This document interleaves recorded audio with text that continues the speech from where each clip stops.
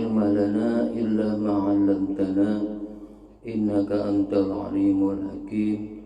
Rabbi shrah li sadri wa yassir li amri wahlul 'uqdatam min lisani yafqahu qawli. Amin. A'udzu billahi minasy syaithanir rajim. Bismillahirrahmanirrahim.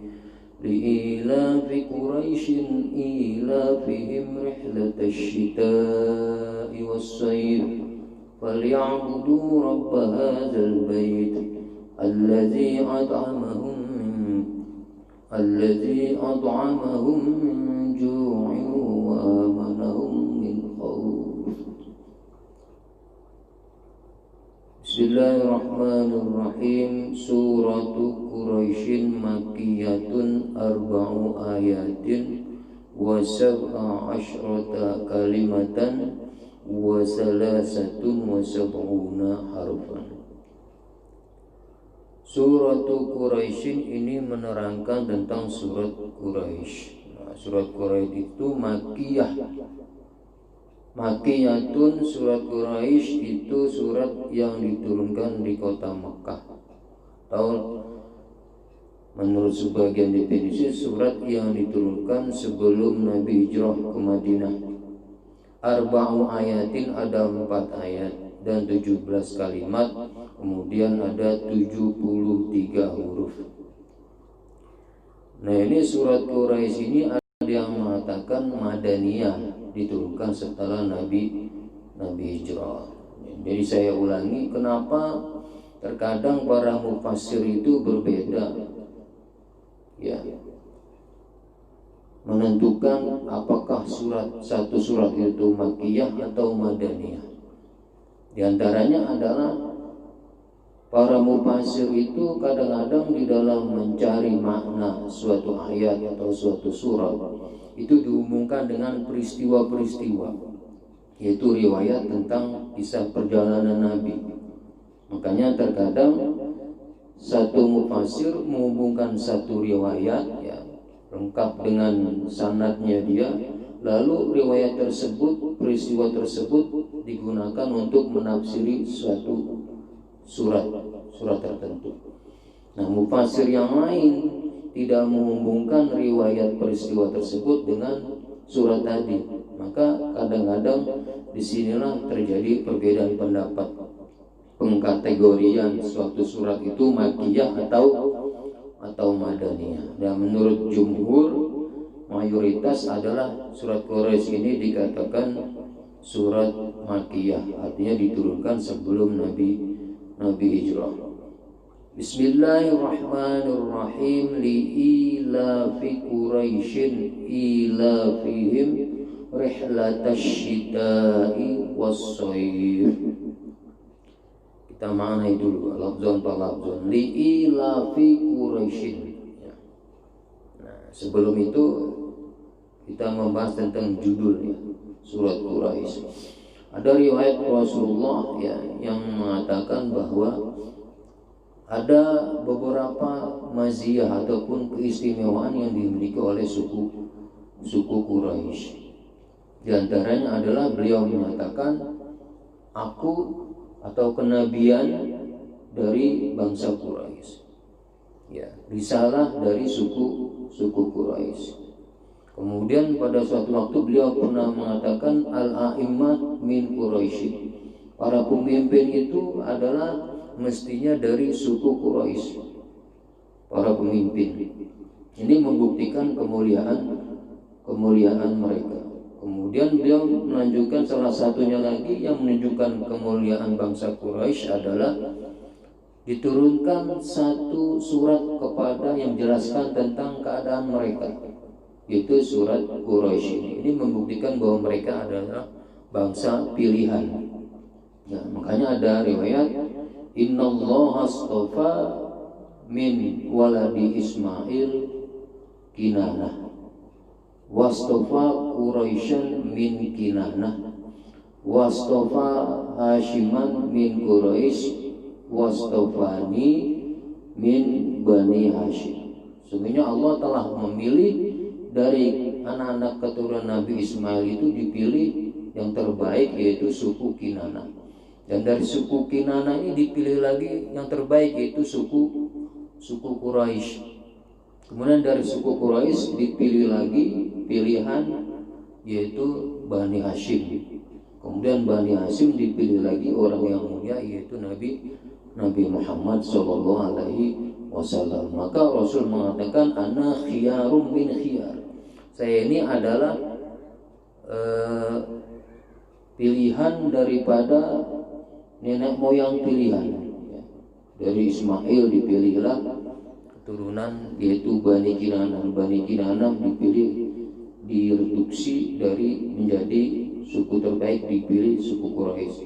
Dari suku Quraisy dipilih keturunan Bani Hashim, lalu dari Bani Hashim dipilih beliau Nabi Muhammad SAW. Nabi adalah pilihan dari beberapa pilihan.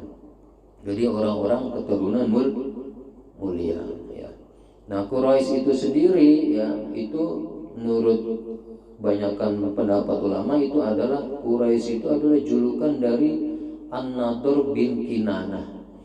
An-Nadhr bin Kinanah ini adalah paman kakek ke-13 dari beliau Rasulullah Shallallahu Alaihi Wasallam. Ini Muhammad bin Abdullah bin Abdul Muttalib, terus bin Abdi Manaf bin Hashim bin Qusay bin Kilab dan seterusnya sampai An-Nadhr bin Kinanah yang dijuluki Quraisy. Nah Quraisy ini mengandung arti, ada yang bilang adalah tajamu, berkumpul. Ya, kenapa dinamakan Quraisy? Karena konon dulu nenek moyang beliau itu tadinya meninggalkan tanah haram, meninggalkan Mekah, lalu setelah lama kembali lagi. Maka dijuluki Quraisy, orang yang kembali dari bepergian, dari perantauan. Ada yang bilang seperti itu. Jadi Quraisy ini adalah termasuk suku-suku pilihan atau bangsa-bangsa pilihan. Nah, makanya ketika peristiwa beliau wafat, kemudian para sahabat lagi berduka tentang kematian Rasul, terdengar kabar bahwa penduduk Ansor, ya penduduk asli kota Madinah ini ribut-ribut bisik-bisik tentang masalah kepemimpinan setelah beliau. Lalu mereka ingin mengangkat salah seorang dari sahabat kota Madinah, sahabat Ansor. Lalu terdengar oleh Sayyidina Umar. Sayyidina Umar lalu bergegas menemui Abu Bakar, masih tahu Abu Bakar, ini harus kita selesaikan, maka akan terjadi perpecahan kalau tidak diselesaikan. Nah, Abu Bakar bilang, kami dalam keadaan berkabung, ada apa gerangan? Wallahi ini adalah perkara penting. Akhirnya diajaklah Abu Bakar. Ternyata benar sahabat Ansor ingin melakukan suksesi kepemimpinan setelah beliau Rasul. Ini kalau diteruskan orang-orang Arab ini nggak mungkin menerima ini. Karena apa? Karena mereka beranggapan al-a'imah min Quraisy. Jadi kebiasaan mereka yang jadi pemimpin adalah keturunan bangsa Quraisy. Nah orang Quraisy itu konon sejarahnya adalah termasuk trendsetter gitu. Jadi mereka itu termasuk bangsa yang diikuti oleh bangsa-bangsa lain. Dia berbuat apa maka banyak diikuti, dia melakukan apa banyak diikuti, pendapatnya banyak didengar oleh suku-suku lain. Jadi sudah terkenal sejak zaman dahulu, sebelum zaman kenabian, bahwa bangsa Quraisy itu adalah bangsa yang mulia. Dan diantaranya adalah diturunkan khusus satu surat untuk menjelaskan tentang mereka suku atau bangsa Quraisy. Li'ilafi Quraisyin, karena kebiasaan bangsa Quraisy atau suku Quraisy. Ilafihim, yaitu ini ada yang mengatakan ini menjadi taukid, ada yang menyatakan badal. Ilafihim, yaitu kebiasaan mereka orang Quraisy. Ilafihim rihlatasyita'i. Jadi ilaf masdar didobakan kepada fa'ilnya. Him itu fa'il daripada masdar ilaf. Kebiasaan mereka rihlatasyita'i, akan bepergian di waktu musim dingin. Wasaifi ay wa rihlatas sayfi, bepergian di waktu musim panas. Ya, ada yang sebagian menafsiri ketika musim dingin mereka berdagang ke negeri Yaman, ketika musim panas mereka ke negeri Syam, Syria dan sekitarnya. Li'ilafi Quraisyin ilafihim rihlatash syita'i was-sayf. Karena kebiasaan mereka orang-orang Quraisy, yaitu kebiasaan mereka berdagang di waktu musim dingin ataupun musim panas. Mereka sangat leluasa untuk berdagang. Mereka setiap mereka bepergian ke luar wilayah mereka dihormati. Karena mereka adalah dikenal sebagai penjaga tanah haram, penjaga Baitullah, yang ngurusin orang-orang haji.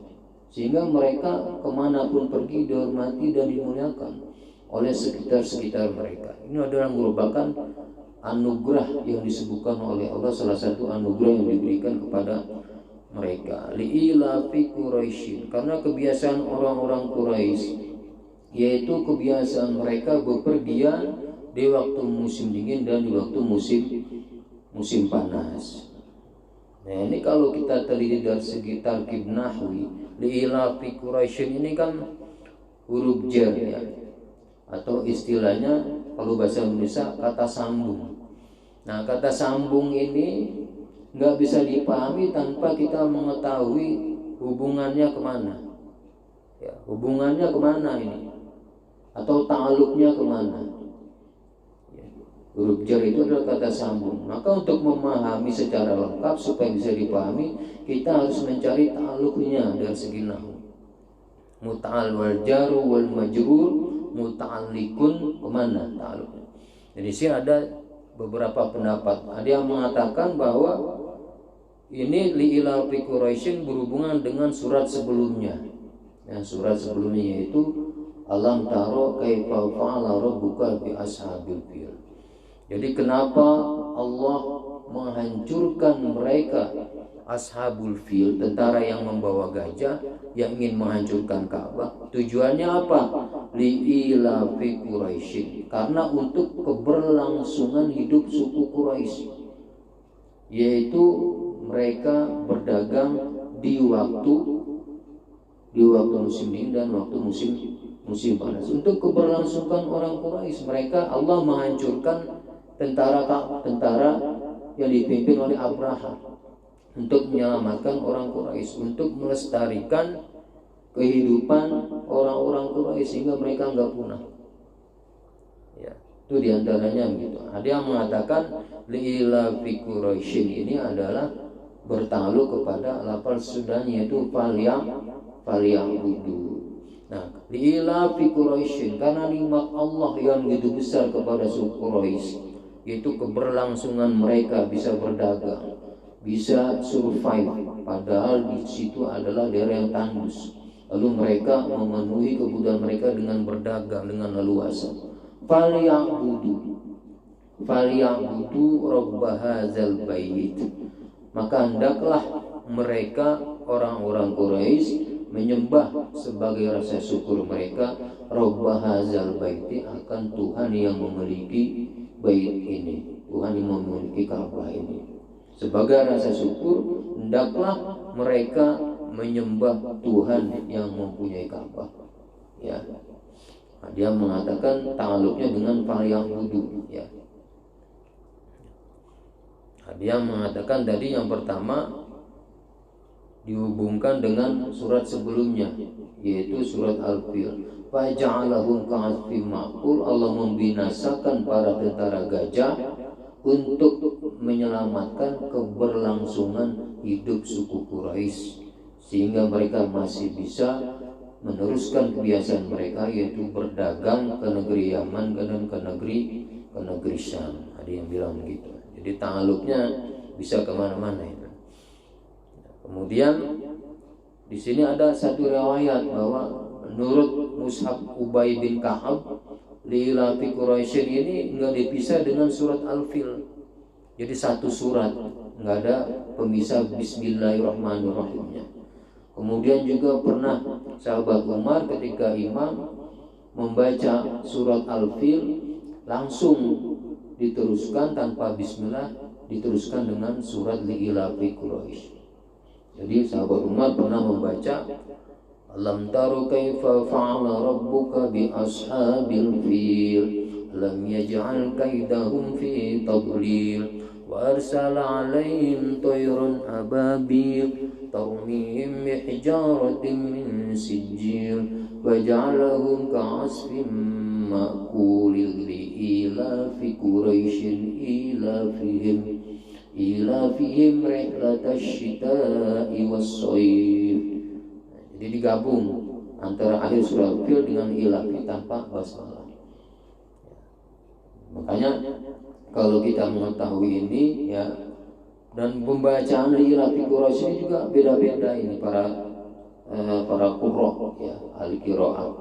Ada yang membaca li'ilafi Quraisy yang pertama, ada yang bilang ada ya-nya.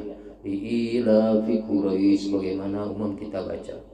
Ada yang bilang nggak ada ya-nya, li'ilafi Quraisy.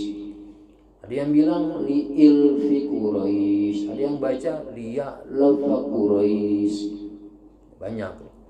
Makanya ada istilah man tabahhara ilmuhu qalla inkaruhu 'alan nas.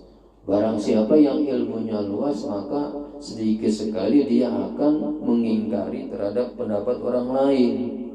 Nggak gampang kagetan, begitu istilah. Di antaranya seperti ini, seperti tadi. Ternyata banyak riwayat qiraah. Jadi kalau ada imam misalnya membaca li'ilafi Quraisy, nggak dipanjangin, jangan disalahin, seumpama. Dan juga imamnya juga jangan cari masalah, senang banget menimbulkan polemik yang umum-umum aja yang diketahui oleh masyarakat umum. Walaupun itu adalah sah seandainya dibaca pendek. Li'ilafi Quraisy ilafihim. Nah kalau ilafihim yang kedua, sepakat mereka dibaca panjang ya. Jadi para sahabat itu tidak mengikuti bentuk khot tulisan. Mereka lebih konsen kepada riwayat qiraahnya yang mereka dengar dari Rasulullah. Walaupun khotnya misalnya di ilafi Quraisyin misalnya nggak ada ya-nya ya, itu dan yang mereka dengar adalah panjang, ya dibaca panjang. Jadi mereka para qurra itu tertumpu kepada riwayat yang mereka dengar, bukan kepada khot tulisannya ya begitu. Li'ilafi Quraisyin ilafihim rihlatash shita'i was-shayf falyabudu. Nah, falyabudu ini fa-nya ini fa apa? Bukan fa ataf. Ada yang bilang fa-nya fa zaidah. Zaidah karena susunan lafal ilafi Quraisy ini, susunan kalamnya mengandung seakan-akan mengandung makna syarat. Allah telah memberikan nikmat sedemikian rupa. Di antaranya adalah membiarkan orang-orang Quraisy melangsungkan kehidupan mereka, di mana mereka bisa berdagang baik di waktu musim dingin maupun musim panas. Seandainya mereka enggak mau bersyukur terhadap nikmat Allah yang begitu banyak, maka bersyukurlah terhadap nikmat yang besar ini. Itu apa? Keberlangsungan hidup mereka. Fal yang budu seakan-akan menjadi jawab syarat yang terbuang, atau memang bukan zaidah, memang itu adalah menjadi jawab yang disembunyikan. Itu yang bisa dipahami dari siyakul kalam, kalimat-kalimat sebelumnya ya, bisa seperti itu. Fal yang budu rabb hadzal bait, karena rahmat Allah yang begitu besar kepada mereka, maka hendaklah mereka menyembah Allah Tuhan yang mempunyai Ka'bah. Allazi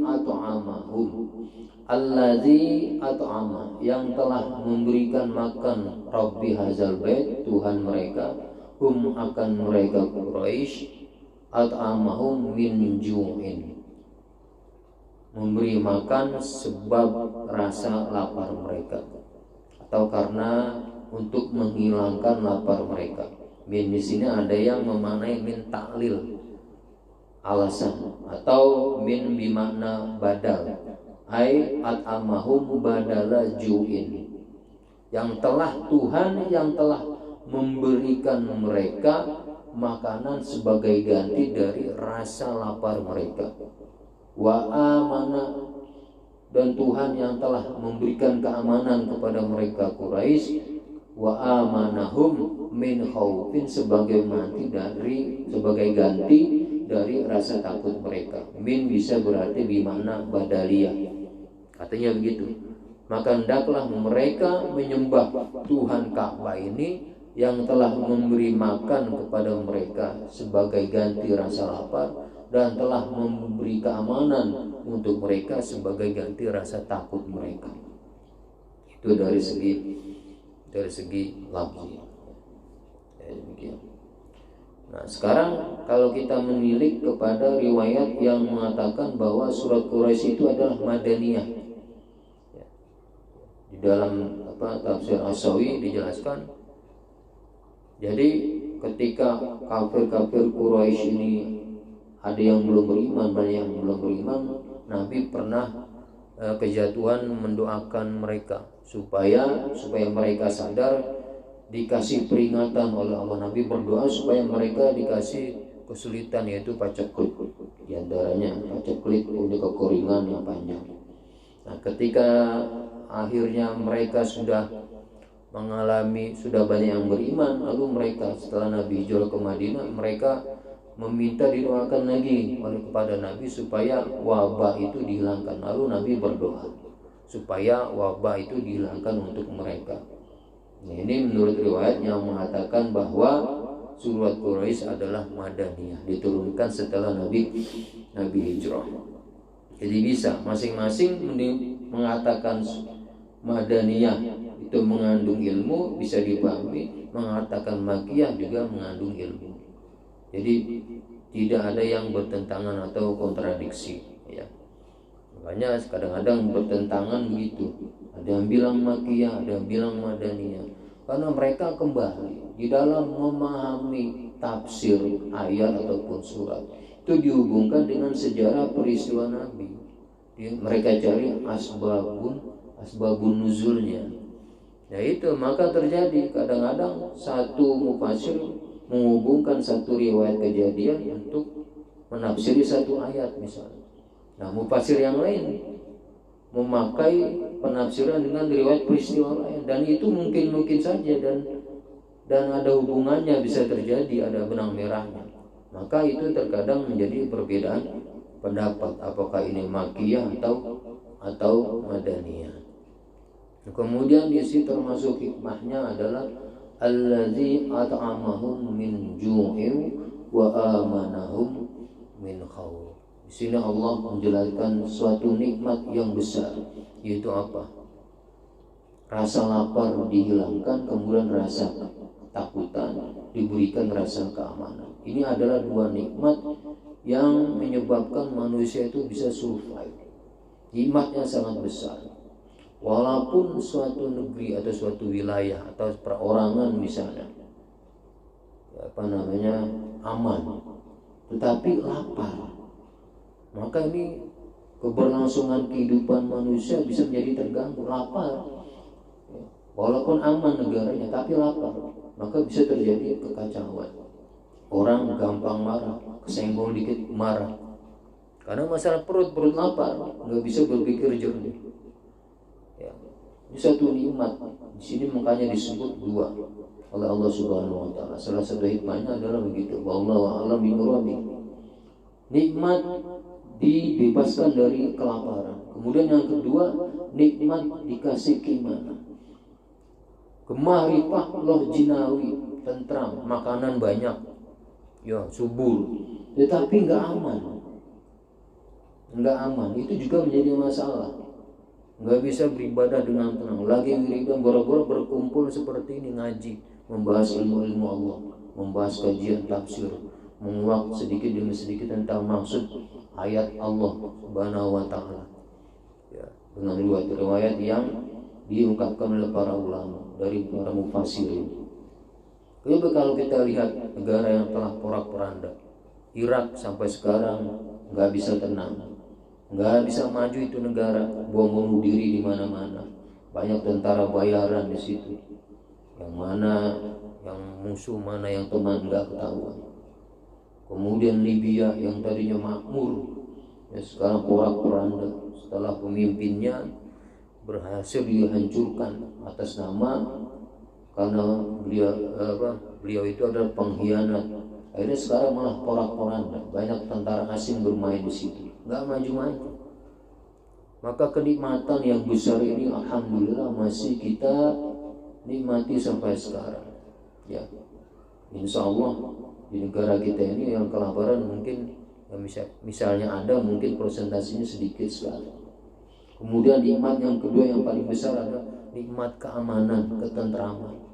Ya, nah di sini makanya kalau kita lihat ya para ulama-ulama yang benar-benar keilmuannya diakui itu sangat menjaga sekali kedamaian di Indonesia.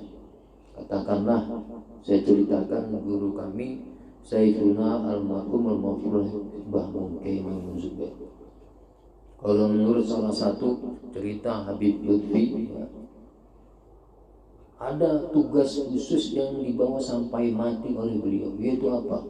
Himayatul amni. Beliau ini menjadi tameng terjadinya keamanan, perdamaian di negeri ini.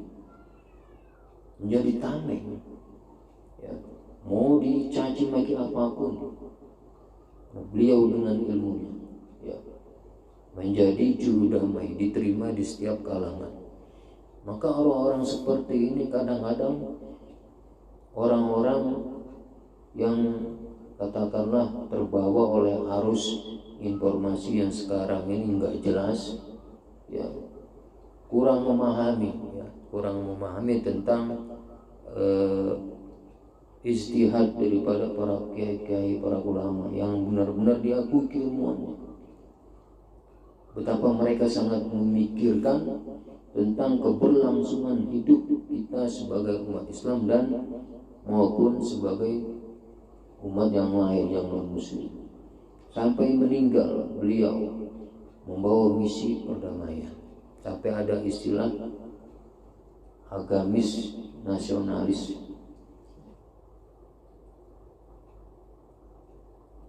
Agamis nasionalis. Sebetulnya kalau kita teliti, agamis pasti nasionalis, karena orang pasti cinta tanah air di mana tempat dia lahir, tempat dia hidup, tempat dia dikemukakan pasti. Ya, lahir di situ, mati dipendam di situ, kok nggak cinta tanah air? Ini kan lucu. Silakan pergi gitu saja. Air yang Anda minum dari situ, usaha dari situ, kok benci terhadap tanah airnya sendiri. Makanya sesuatu pemikiran apapun yang bisa menimbulkan dua kenikmatan ini hilang, ini semestinya kita hindari. Karena ini adalah kenikmatan yang paling besar yang dianugerahi oleh Allah.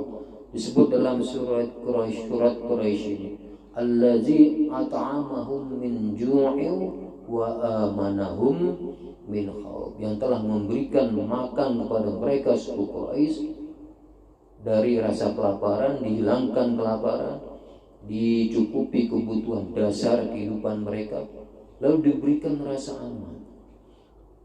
Bagaimana seandainya kita di dalam kehidupan bernegara tidak merasa aman, maka tidak bisa survive. Kehidupan itu menjadi, ya bisa jadi beribadah pada Allah itu menjadi terganggu. Bagaimana kita bisa berkumpul seperti tahu-tahu ada bom bunuh diri datang. Alhamdulillah di sini belum sampai terjadi seperti itu. Nah, ini adalah nikmat yang harus kita syukuri dan harus kita jaga. Ya, maka ulama-ulama yang pemikirannya berada di tengah-tengah, ya, tawasud. Terkadang itu kesannya orang yang berada di tengah itu terkadang kesannya itu pelin-pelan, nggak punya pendirian. Suatu ketika dia terkadang terlihat tegas, satu ketika dia terkadang terlihat lembut, lemah, kayak nggak punya gairah gitu. Ya. Padahal ada misi strategi. Nah, strategi ini yang kadang-kadang tidak dimiliki oleh orang-orang yang tidak menguasai sejarah, tidak menguasai ilmu secara mendalam. Apaan nih giroh diniyahnya kurang, kurang tegas, letoy, lemah. Padahal ada tujuan, ada taktik. Nah, kalau kita menelik satu sejarah ketika perjanjian Hudaibiyah, Rasulullah ketika nulis perjanjian, ya nulis perjanjian ini masyhur cerita ini. Rasulullah tulis, wahai Ali, haza min Muhammad Rasulullah. Ini adalah perjanjian dari Muhammad Rasulullah. Ada yang protes ini, juru bicara dari Quraisy. Enak aja, jangan Rasulullah, Muhammad bin Abdullah, Rasulullahnya coret. Kalau kami yakin kamu Rasul, nggak usah ada perjanjian, kamu langsung iman kepada engkau. Ngapain pakai perundingan begini? Lalu disuruh coret. Nah, Sayyidina Ali nggak mau Sayyidina Ali. Emang beliau yakin Nabi Muhammad ya Rasulullah, ngapa harus dicoret? Ini adalah prinsip. Prinsip di simbol Muhammad Rasulullah, disuruh coret itu tulisan oleh Nabi mengikuti keinginan mereka dalam perjanjian Hudaibiyah itu. Apalagi Sayyidina Umar sangat galak, nggak mau, ini apa-apaan sih Nabi, sampai masuk berapa kali beliau protes. Nabi tetap sampai ketemu Abu Bakar si diam aja, karena Abu Bakar dengan Nabi ini sudah sehati ya. Sampai masyhur Sayyidina Umar itu akhirnya sangat menyesali karena mengingkari dengan keras keputusan Nabi ketika Sulhul Hudaibiyah ini. Di antaranya seperti itu. Tapi akhirnya ternyata akhir daripada perjanjian yang secara kasat mata merugikan umat Islam. Tetapi ternyata setelah terjadi pembauran antara orang-orang musyrik dan orang-orang muslim pada waktu itu, sehingga mereka bebas membahas suatu pemikiran termasuk bebas membahas tentang agama baru yaitu Islam. Akhirnya mereka tertarik, terjadi pembauran, bukan hanya umat Islam tambah sedikit, malah tambah banyak. Ini karena tidak ada kekakuan di situ. Jadi kadang-kadang simbol itu bisa jadi dikesampingkan dulu, nggak apa-apa. Yang penting intinya. Kadang-kadang seperti itu pemikiran para guru-guru kita. Yang penting makosidnya, nilai-nilainya itu ada, walaupun simbolnya nggak ada misalnya. Atau katakanlah misalnya simbol keislaman nggak ada, tetapi tetap dilakukan nilai-nilai keislaman itu kan sama saja, cuma simbol saja. Nah, ini telah dicontohkan oleh beliau Rasul. Ya, tentu saja kita tidak boleh istilahnya mengikuti secara serampangan taktik Rasulullah. Ini perlu pemikiran dan keilmuan yang mumpuni. Tapi kenyataan seperti itu kalau kita lihat ya dari golongan daripada ormas-ormas yang ada di Indonesia ini, organisasi kemasyarakatan, mana yang paling banyak mengislamkan orang-orang di luar Islam? Ya, misalnya yang dikatakan melempam itu, misalnya mohon maaf NU dengan yang lain misalnya yang agak keras-keras itu, mana yang paling banyak orang tertarik untuk masuk Islam? Kalau kita berpikir di tengah bahwa itu ada semua, itu adalah hasil ijtihad. Kalau kita pikir mana hasil yang paling banyak menghasilkan orang-orang masuk di luar Islam masuk Islam, larinya kemana? Banyak orang-orang yang larinya tertarik kepada Islam lalu mendekati pemikiran yang moderat. Orang yang moderat yang berada di tengah ini berat, kadang-kadang dituduh pelin-pelan, nggak punya pendirian, nggak tegas. Padahal semuanya itu adalah kadang taktik. Makanya kalau melihat sejarah tokoh-tokoh NU kita itu kan cuma ketawa aja itu. Cuma ketawa, diujukin dalil ketawanya. Padahal mereka lebih tahu dalilnya itu. Mereka lebih tahu.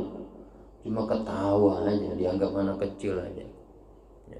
Sehingga akhirnya kalau istilah Gus Dur, almarhum Gus Dur, gitu aja kok repot. Begitu akhirnya kata-kata yang muncul seperti itu.